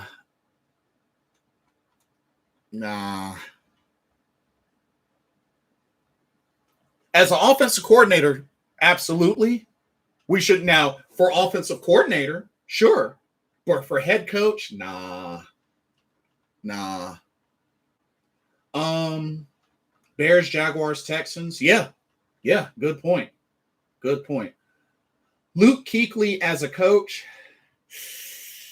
Nah. Maybe as a linebacker coach or possibly defensive coordinator.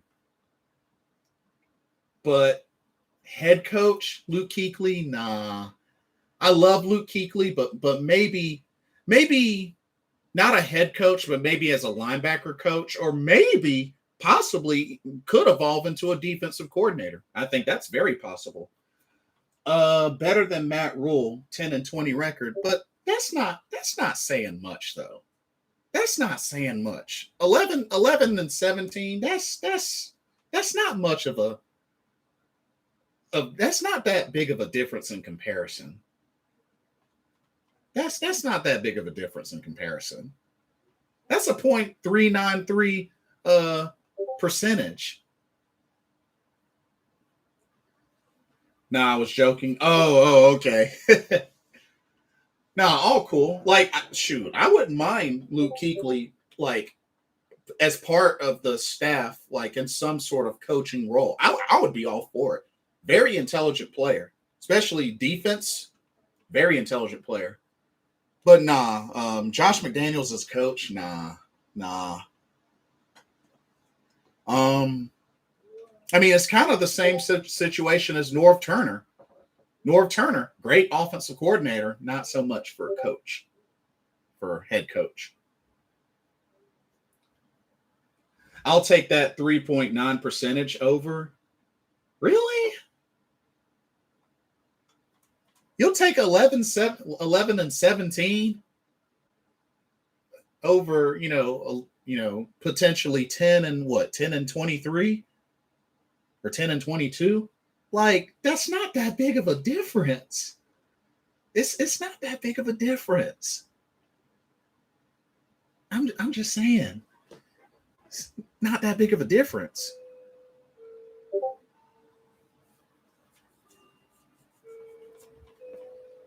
I mean, I'll give him some credit. I mean, he finished 8-8 with Denver his first season. I mean, he finished 8-8 his first season. I mean, that was nice. I mean, that was okay. Finished at 500. But then he finished 3-9 the following season, and he got fired. So it's like, yeah, offensive coordinator.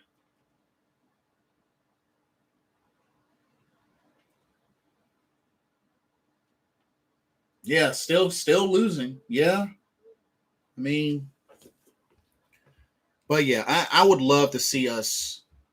I would really love to see us score a Eric Bieniemy, a Byron Leftwich,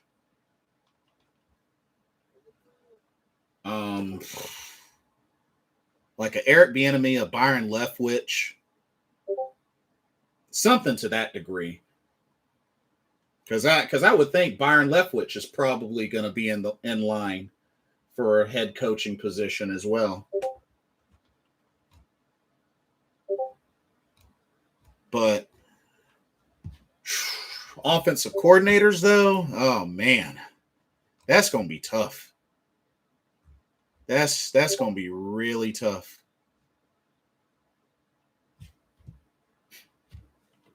Because normally I'd say get Eric Bieniemy for offensive coordinator, but he's going to want to be a coach. If you ask me, he's going to want to be a head coach.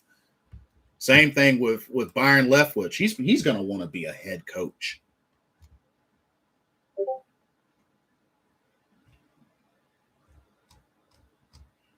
So, man, I have to look at some.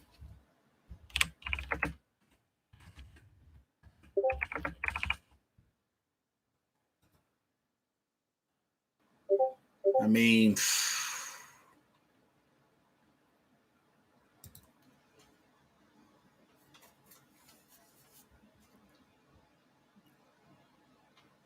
I think Rhule last year will be next season if we don't see anything better than 5-11 and 5-12. I mean, really, this year should be his last, if you ask me. Really, this year should be his last. But shoot.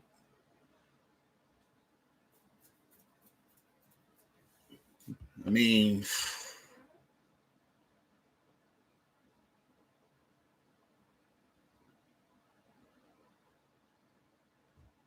but man, just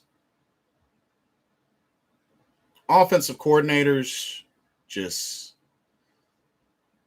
I mean, Josh McDaniels would be nice.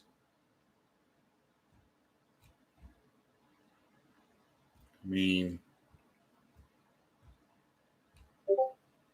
honestly, it seems like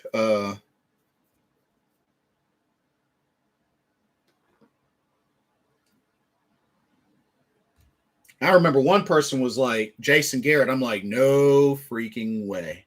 No way. No way. I mean, yeah, this is going to be a very interesting.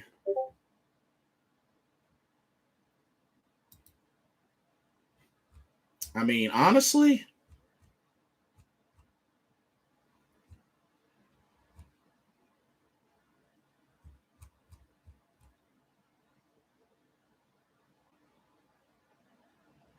maybe perhaps.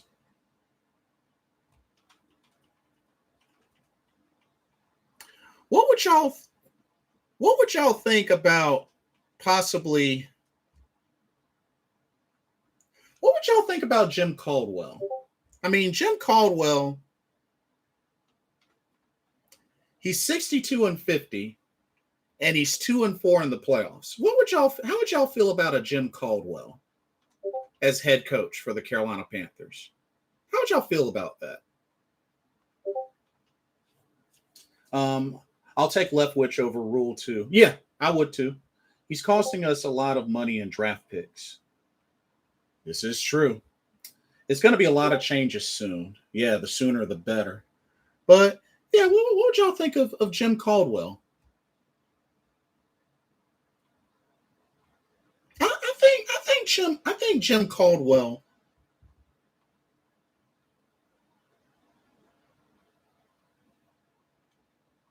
Because you got to also remember, when Jim Caldwell came to the Lions, I mean, they got to the playoffs twice.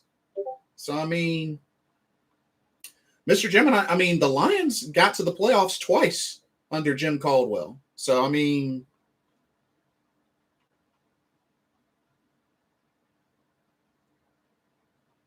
he was there from.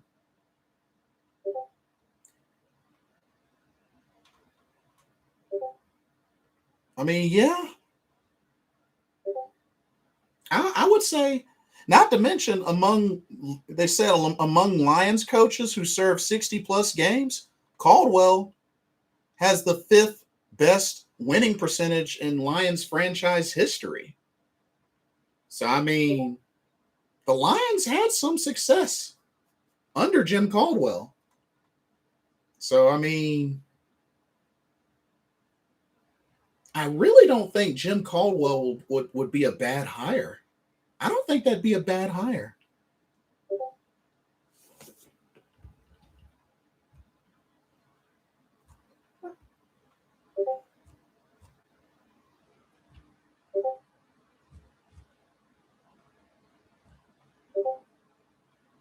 But yeah,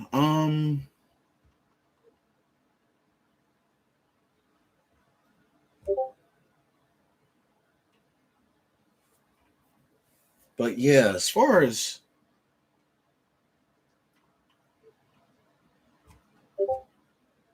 I don't know, just trying to look at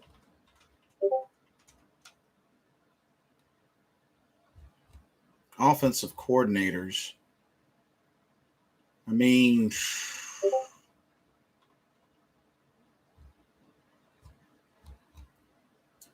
I don't know. We got a lot of work to do. We got a lot of work to do. Um, yeah, I agree. Caldwell would be a nice addition. Yeah, I think he would be. I think he'd be fine. I wonder how this season would have went if we kept Rivera. It's a good question. It's a good question. Call Ron Rivera back. I don't know. I I don't know. I mean, I'm not surprised that he got let go. I just felt like they should have let him finish the season. They should have let him finish the season. I really feel like they should have let him finish the season. That was my only thing with Ron Rivera. But yeah, I just Yeah, I don't know. We got a lot of work to do. We got a lot of work to do. But if it was up to me, if it was up to me, my ideal pick would be Eric Bieniemy at head coach, and maybe Josh McDaniels at offensive coordinator, or Byron Leftwich at offensive coordinator, if possible.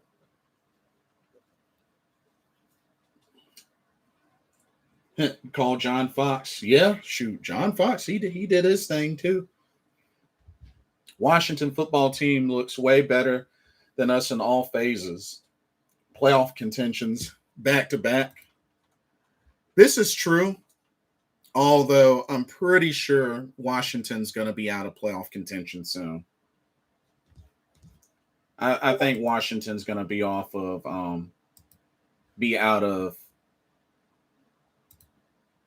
playoff contention soon.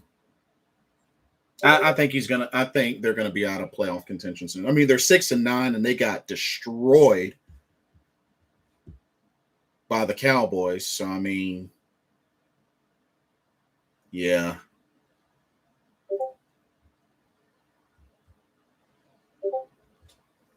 But oh man. They definitely really need to get busy this offseason.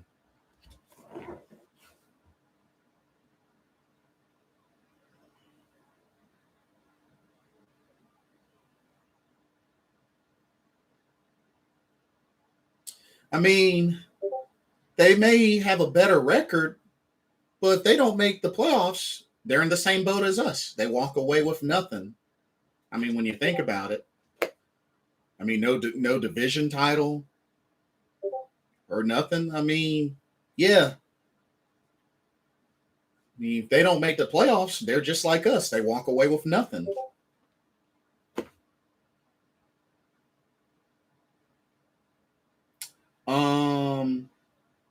Trade who? CC Rack? Who's CC Rack? Oh, you must be talking about Christian McCaffrey. Oh, Christian McCaffrey. Trade him? No. We would eat 26 million in dead cap. Trading him, bad idea. We trade him this year, it's we would eat 26 million in dead cap. We trade him next year, it would be about 17 million in dead cap. Not a good move. Trading, bad idea. Too much dead cap penalty. I do agree with switching him to a slot wide receiver. I think that could definitely work in his favor, especially since he has the speed and he has great hands. But trading him, nah. Too much dead cap.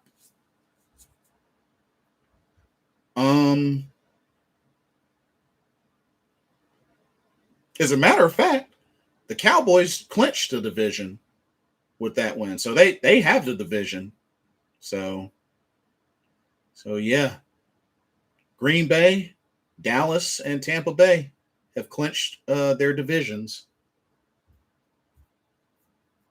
And dang, only Kansas City and the AFC have clinched their division. Nobody else has clinched even a playoff berth yet in the AFC.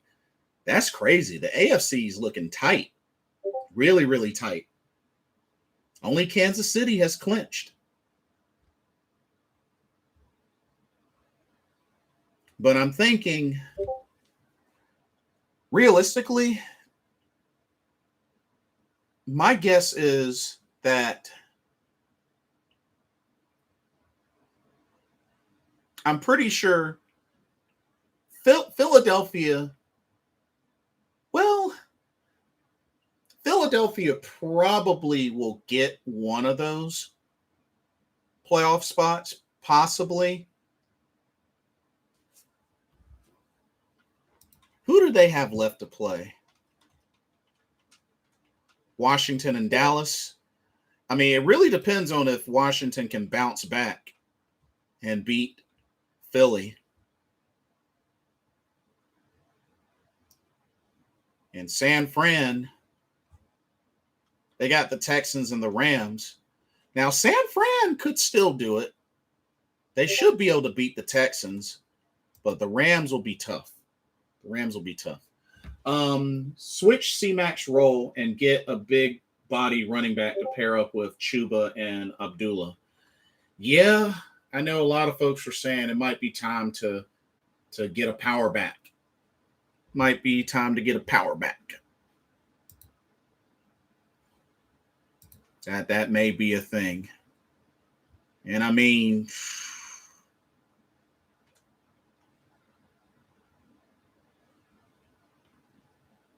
the heaviest running back we have on the team is Spencer Brown, 6 foot tall, 220 pounds.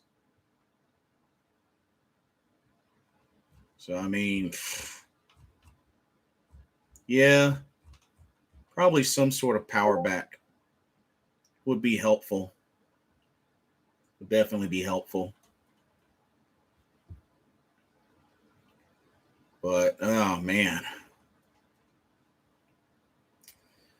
Kind of feel bad for Sam Darnold. The dude is only 24.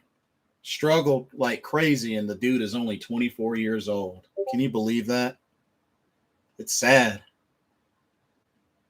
Still one of the young veterans out there. Only 24 years old, but just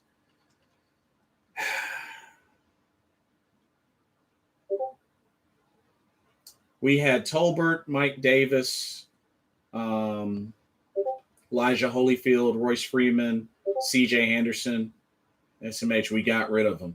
I was really bummed when we got rid of CJ Anderson. I really expected to see him get used. He wasn't used enough.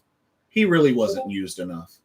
But the funny thing is he beat us and won a Super Bowl against us. Funny thing about that. Mike Tolbert, I would have loved to have kept him. Or Mike Davis. But I think Mike Davis wanted more money. So,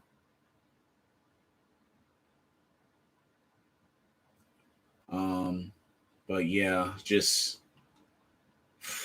I think CJ Anderson might have gotten like 1 touchdown with Carolina or something like that, but he really wasn't used much. I liked Royce Freeman. I'm surprised we didn't keep Royce Freeman. But, Amir Abdullah, after C-Mac went down and we went and got Amir Abdullah, he definitely kind of filled in that role. Jonathan Stewart, oh yeah, definitely one of our best power running backs.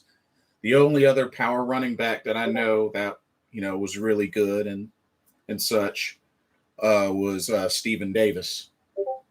But yeah, Jonathan Stewart. I do miss that combo of D'Angelo Williams and Jonathan Stewart. What do we do with Chuba Hubbard? He's a rookie. We continue to build him up. If anything, build him up. Get him some more work in the receiving game because he's got butterfinger hands. We got to get him better at catching out of the backfield. But yeah, Chuba Hubbard, for a rookie and, being thrusted into the lineup, 146 carries, 509 yards, and 4 touchdowns. If anything, you have to also remember, lately we haven't been running the ball as much as we should. So, for that so far with the season we've had, that's not too crazy. Like I said, my big issue with him is he's got butterfingers in the receiving game. And, he's kind of had a little bit of fumbleitis. He's had some fumbleitis. But for the most part, I think he can be evolved. I think he can improve. Yeah, man, it's crazy to me. Pair him up with a power back. But we're supposed to run it Over 30 times, though. LOL. Oh, yeah. We definitely didn't in that previous game. That's for sure. I think what? We only ran the ball like what, 15 times? How many times we run the ball? Yeah, 15 times. We only ran the ball 15 times in that Bucks game. Amir only had 2 carries. Chuba had 6. Sam had 1. Reggie had 1, and Cam had 5. Can you believe that? The quarterback had 1 less carry than our starting running back. That's crazy. He had 1 less carry than our starting running back. That's wow. Wow. Kappa rule. Yeah. 15 times ain't going to win us any games. You got that right. We couldn't even get into the end zone. And then we ate 7 sacks too. Shoot. And a lot of people, want to say, yeah, they got Tom Brady. Yeah, they got Tom Brady. But remember, they were missing a big percentage of their offense due to injuries and injured reserves and COVID, and they still put up 32 points against our second-ranked defense. That's bad. When a team that's not even at full strength can put up 32 points on our supposed second-ranked defense. Now, I'll admit we're missing some folks too, but that's bad. That's bad. Whole lot of work to do. They were missing 57%. Thank you for the specifics. 57%. And they still put up 32 points. And then, when we think about it, looking back on this season, we got to look at what's translate to victories. We look at the games that we've won. Look at the games we won. The Jets only gave up 14 points. The Saints gave up 7. The Texans gave up 9. The Falcons gave up 13. The Cardinals gave up 10. Those are in our victories. In the losses, Cowboys gave up 36. Eagles gave up 21. Vikings gave up 34.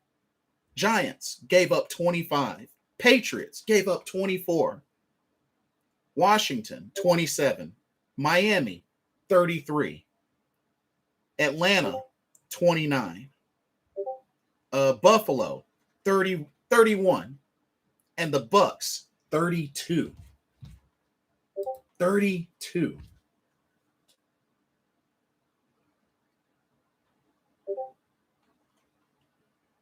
And I still don't see them go deep or use audibles and rarely use play action. Can't go deep because we don't have the time to go deep. It's sad. Would like to see us go deep. Quarterback doesn't have the time to throw deep.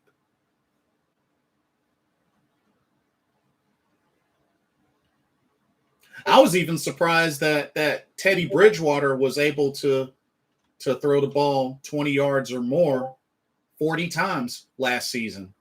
Only completed 20 of them, but yeah, just protection's not there. Ranked second. They meant 30. They meant 32nd. Yeah, to be fair, the defense has done better in pass defense than run defense. The run defense has been atrocious. Offensive line is the major issue. Fact. But to be fair, We've done a little better in the passing defense than the run defense. But when you look at the score, doesn't really translate. And then we also have to look at the offense and those losses. Look at the losses with the offense. Cowboys, we only put up 28 points, which is still pretty good because Sam did have a handful of touchdowns. He had a couple of interceptions, but he still had a couple of touchdowns. I think 2 passing and 2 rushing. The Eagles game, we put up 18 points. Vikings game, put up 28 points, which I got to give them credit. They did force overtime. The Giants game only put up 3 points. The Patriots, 6 points. Washington, 21 points. Dolphins, 10 points. Falcons, 21 points. Bills, 14 points. Buccaneers, 6 points.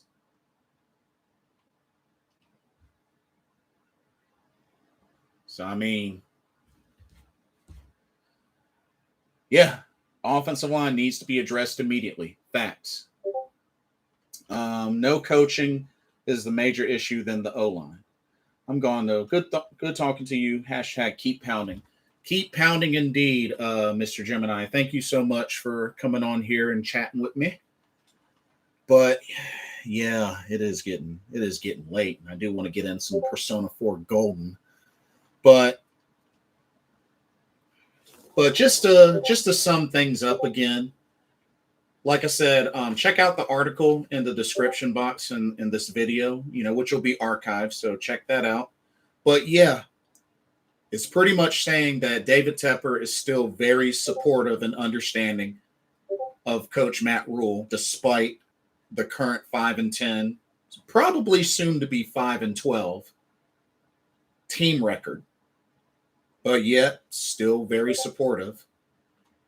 And I'm really thinking that is going to translate into David Tepper giving Matt Rhule one more season next year. I don't agree with it, but those two are like this. They're tight. They're like this. They're tight. So, just like Matt Rhule and Jeff Nixon, they're tight. They're high school and college buddies. So, I mean, hey, we can't really be surprised if Matt Rhule is the coach at the beginning of the 2022 season. We can't be surprised. In all seriousness, we can't be too surprised. But if it does happen, it's on David Tepper. It's on David Tepper, which I don't think the guy is willing to say, hey, I messed up. I messed up.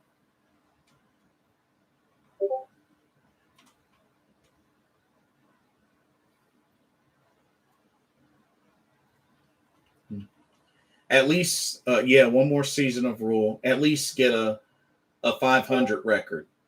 To be honest, I don't think even that's enough that would keep his job for a 4th season. I don't think that would be enough. I think at this point, 3rd year, it's got to be playoffs or bust. It's looking unlikely, but fans are going to get to the point where, I mean, yeah, it's a rebuild, but the fans are going to get impatient, which is understandable. But we're not gonna wait forever. Time passes and life goes on. But if we got to keep hearing rebuild for the next 5, 6, 7, 8 years, we gonna get sick and tired of that. Some are already sick and tired of that.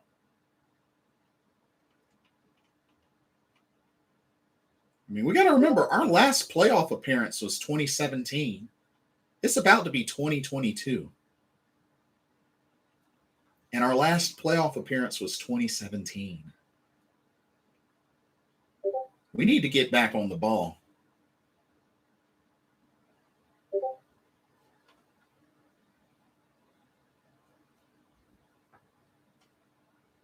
4 years ago, soon to be 5 years ago. Yeah, we got to get back on the ball. So, like I said, we'll see what happens these next 2 games. Like I said, be on the lookout for preview of the matchup with the second meeting with the Saints. Second to last game of the season on the road.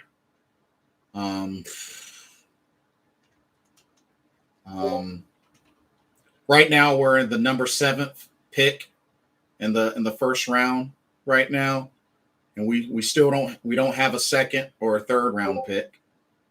So that's how it's looking. 5 years of mediocrity, sad. So yeah, we got a lot of work to do. Gotta see what we're gonna do about this O-line. See what we're gonna do about this quarterback situation, coaches. Like, just get ready for a very interesting offseason. Something's got to give. I'm out of here, man. Good chatting. Keep pounding. Good to see you two. Keep pounding. Some way, somehow, we're gonna get through this. I don't know how, but we're gonna get through this some way, somehow. But yeah. Anyway, like, comment, subscribe, hit that notification bell, and keep pounding. No matter what, keep pounding. We'll see what happens. But this has been another edition of Carolina Panthers Talk here on the U to the Tube, brought to you by Blitzball Champ Gaming. I'm your host, Blitzball Champ Jason Ingram. Thank you so much for watching. Hope everybody has a blessed week. And if I don't see you again in the next few days, I will see everybody in 2022. I hope everybody has a happy new year. Stay safe. And I pray and wish for many, many blessings for each and every one of y'all in the year 2022. You know, if it's been some struggles for you, I hope this will be the year of many breakthroughs, many things turn around for you, whatever it may be. God bless you, and I will see y'all soon. Peace out.